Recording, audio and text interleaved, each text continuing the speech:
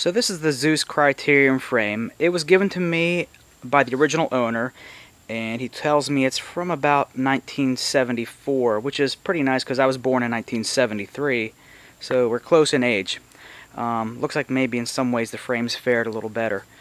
Anyway, as you can see, there's a good bit of surface rust, and if we go down here, you can see the chrome is just completely shot. I mean, I wanted to try to save this, and I just didn't feel it was worth the time or effort for this type of frame.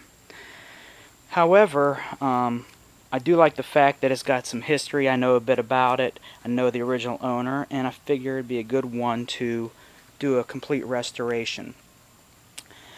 My goal here today is to have the headset and the bottom bracket removed. As you can see, this bottom bracket looks very similar to the old Campagnolo pieces, and Zeus was criticized for basically doing one-to-one copies of Campagnolo components, and when you look at them, you can definitely see it.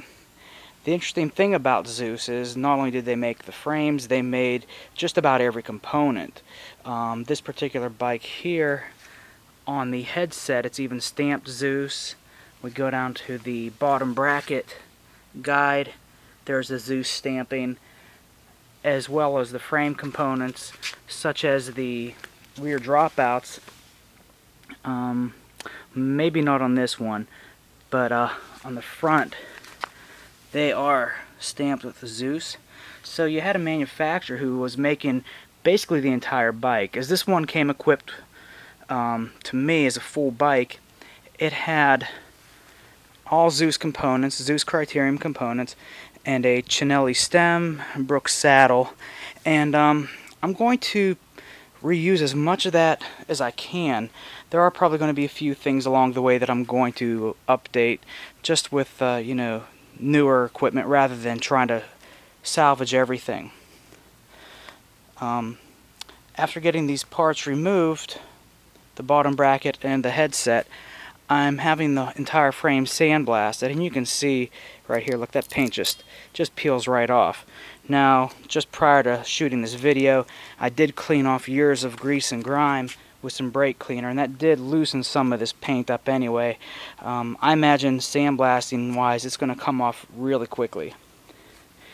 If you look here, you should be able to see the original Reynolds 531 tubing decal, and also the decal of the shop which originally sold this. Looks like Stevens Cycle Center in Dayton, Ohio.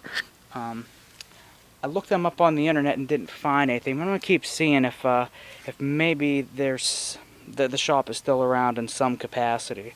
It'd be kind of nice to be able to get back in touch with them and see if they have any records on this bike.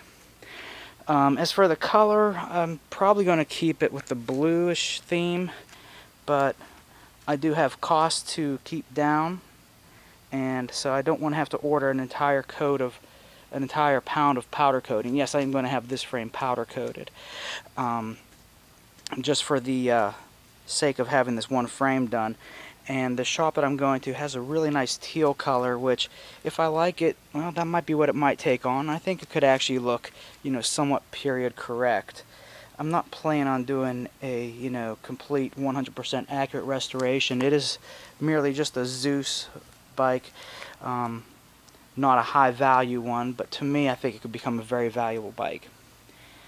Anyway, that's basically the grand tour of this frame. You can see it's going to need a lot of work, and it will get a lot of work. So next time you see it, it should look vastly different, and I can't wait to be able to show it to you.